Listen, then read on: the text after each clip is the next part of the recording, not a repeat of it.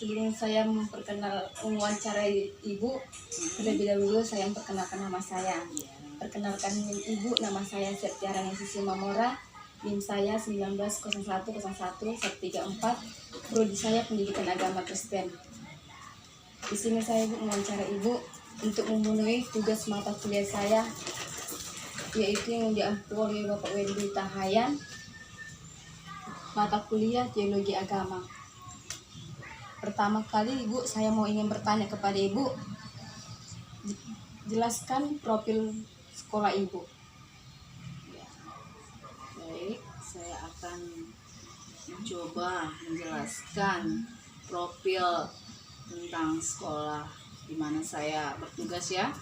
Ya, saya mengajar di SD 054 921 Simpang Bukit Mas PA. Di sana saya dipercayakan menjadi guru agama Kristen di SD Bukit Mas PA. Jadi saya akan perkenalkan sekolah itu, bahwa SD itu gitu.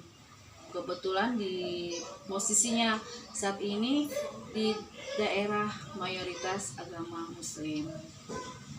Jadi dan posisi ataupun keberadaan sekolah itu dekat dengan jalan raya. Jadi bahkan sekolah ini juga satu atap dengan ada lagi satu SD yang sama, dan di bawah pimpinan ataupun kepala sekolah satu tapi dua sekolah. Di sana kami ada beberapa guru yang mengajar, ada 6 guru bidang studi, 2 guru olahraga, dan 2 guru bahasa Inggris, dan 2 guru agama, yaitu agama Kristen dan agama Islam. Itulah yang bisa saya sampaikan tentang profil sekolah. Dan saat ini yang menjabat kepala sekolah di SD Negeri 054921 yaitu Ibu Nana. Itu saja yang bisa saya jelaskan tentang profil sekolah yang di mana saya ditempatkan saat ini. Pertanyaan yang kedua, Ibu, jelaskan profil guru agama Kristen. Ya, tadi saya sudah singgung ya, profilnya saya dipercayakan di sana. Nama saya Ibu Heni Erionana Siregar, dan jabatan saya saat ini yaitu guru pendidikan agama Kristen, dan saya kurang lamanya mendidik menjadi guru agama Kristen 11 tahun, dan saat ini juga masih jadi guru agama Kristen. Dan yang saya didik juga anak kelas 1 sampai dengan kelas 6. Ya, tentang itu. Pertanyaan yang ketiga, Ibu, jelaskan bagaimana sebaliknya sikap umat Kristen memandang agama lain.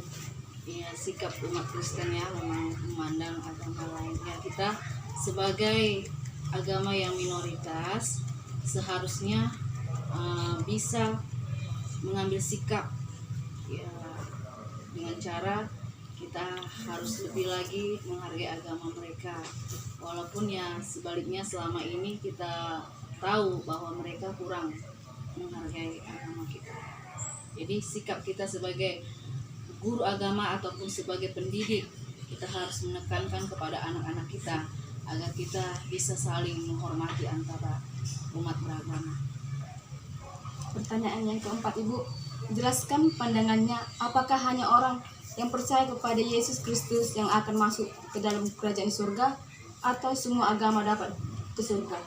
Iya, dari segi pemandangan Kristen tentang surga dan neraka itu, karena Tuhan berkata dengan firman-Nya bahwa barang siapa yang percaya kepadanya dia akan selamat.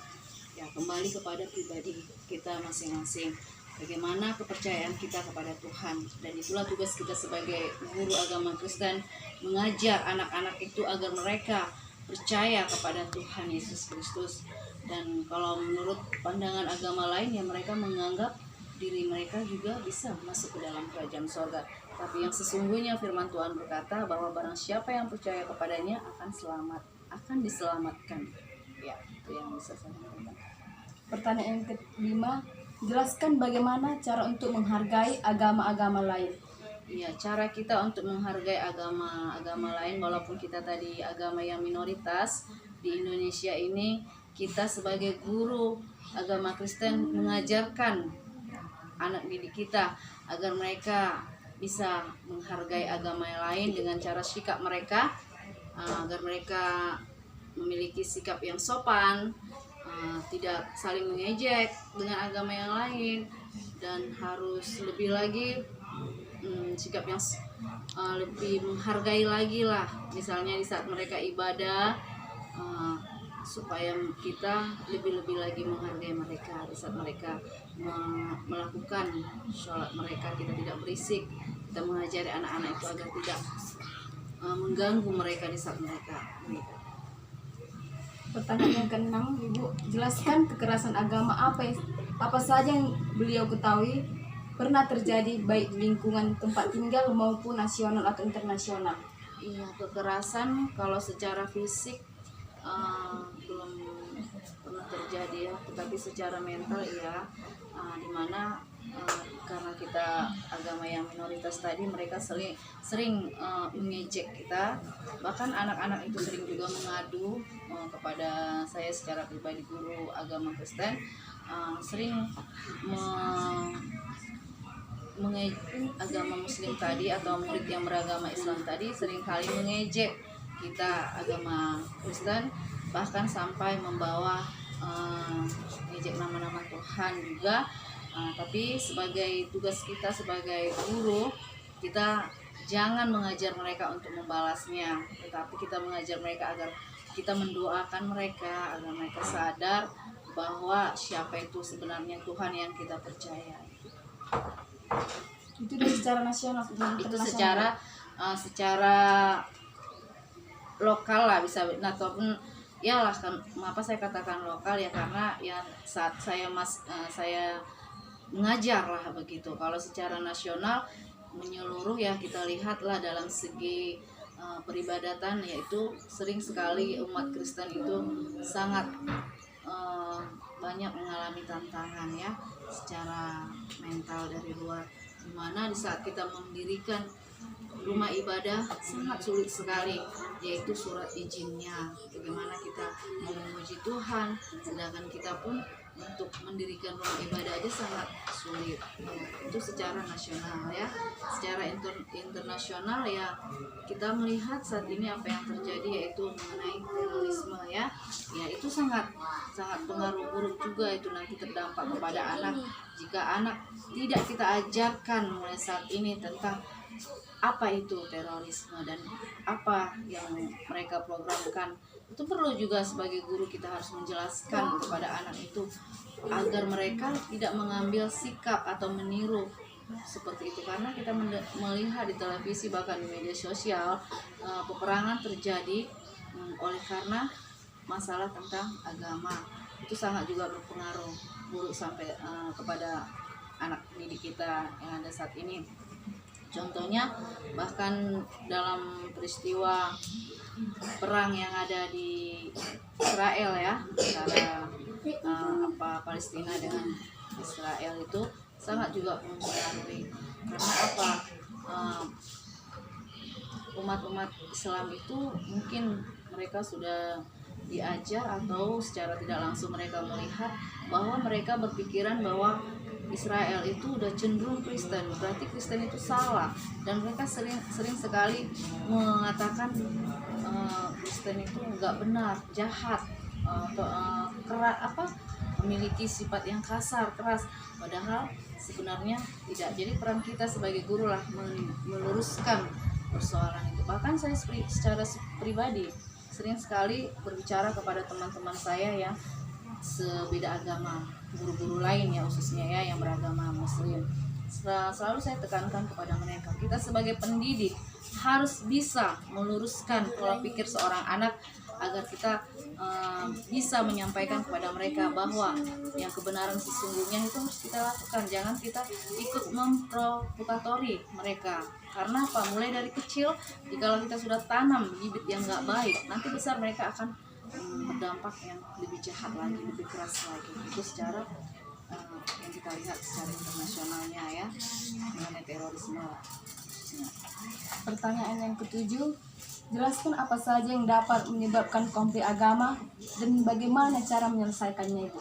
Iya, konflik agama tadi ya pengaruh juga tadi seperti yang saya katakan tadi yang sebelumnya, bahwa peran kita itu sebagai guru harus bisa mengajar mereka, bahkan meluruskannya, bahwa menyatakan kebenaran yang sesungguhnya, bahwa jangan kita sering sekali membanding-bandingkan bahwa agama kita lah yang hebat, agama kita lah yang benar, kita lah yang betul. Tidak, kita kasih berikan aja penjelasan yang sesungguhnya sesuai dengan kebenaran firman Tuhan. Karena kebenaran yang sebenarnya, yang sejati itu adalah di Alkitab. Alkitab itulah senjata ataupun media kita yang paling benar dan tidak direkayasa untuk menyatakan kebenaran. Cara menyelesaikannya juga ada. Iya, cara menyelesaikannya ya itu tadi, kita mengajar anak-anak itu untuk supaya tidak melakukan kekerasan, mengajari mereka menanam kepada temannya atau kepada yang lain. Yang pertanyaan yang ketujuh, yang ke-8, jelaskan apa yang Ibu ketahui tentang agama Islam. Ya, mengenai agama Islam banyak, kebetulan teman-teman saya juga mayoritas Muslim ya, kami hanya 2 orang saja yang beragama Kristen di sekolah itu, selebihnya Muslim ya. Jadi otomatis ya saya secara pribadi lebih mengetahui tentang apa agama mereka ya. Kalau dari segi apa, wajib untuk juga umroh atau naik haji itu harus mereka lakukan. Jadi walaupun dari ekonomi mereka merasa tidak mampu, tapi karena namanya wajib, yang saya lihat dari mereka, ya mereka sejak dini sudah menabung untuk persiapan mereka umroh atau naik haji. Karena mereka menganggap kalau mereka sudah melakukan 5 syariah tadi ataupun 5 kewajiban yang itu, ya mereka sudah sempurna dan mereka bisa masuk dalam surga menurut iman mereka ya. Itulah yang saya tahu tentang agama Islam. Pertanyaan ke-9, Ibu, jelaskan apa yang Ibu ketahui tentang agama Hindu. Agama Hindu yang saya ketahui ya mereka percaya kepada dewa-dewa ya. Mereka tidak percaya kepada adanya Tuhan. Mereka hanya percaya kepada dewa, di mana dewa yang paling mereka agungkan yaitu Dewa Siwa, Dewa Rahmana, Dewa Brahmana, dewa, bahkan banyak dewa-dewa, bahkan itulah yang bahkan Dewa Hanuman juga ya. Banyak sekali dewa, karena dewa mereka anggaplah yang menyelamatkan jiwa mereka, bahkan menyelesaikan persoalan mereka juga, bahkan segala-galanya mereka anggap dewa mereka yang luar biasa, dan iman mereka hanya percaya kepada dewa. Yang pertanyaan ke-10, Ibu, yang terakhir, jelaskan apa yang Ibu ketahui tentang agama Buddha. Iya, agama Buddha itu awalnya pertama itu adalah agama yang Hindu ya. Hindu agama yang paling tertua pada saat itu mereka anggap, tapi mereka jadi pecah. Jadi mereka mengambil alih jadi agama Buddha. Pada saat itu si Darta Gautama itulah pendiri agama Buddha, di mana Darta Gautama inilah yang menyebarkan agama Buddha pada saat itu, di mana dia, si Darta Gautama itu ingin mengetahui kesempurnaan yang sejati, dan disitulah dia berpetualang ya. Bahkan yang sampai saya ketahui tentang Buddha itu, mengapa mereka tidak memakan daging-dagingan, atau mereka lebih disebut vegetarian ya.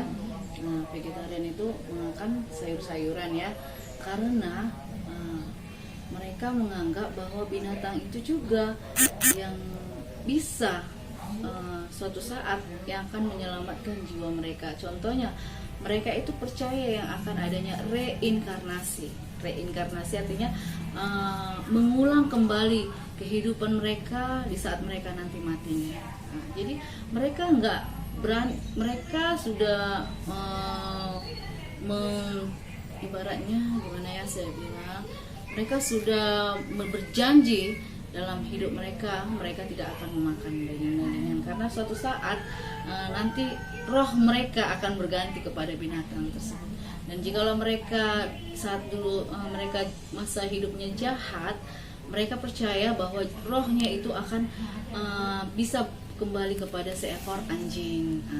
Makanya kalau hidupnya dulu baik, berbuat baik, maka rohnya itu akan bisa kembali kepada orang yang misalnya seorang yang mengandung, rohnya itu akan kembali ke dalam kandungannya dan dia akan dilahirkan kembali menjadi orang yang baik lagi.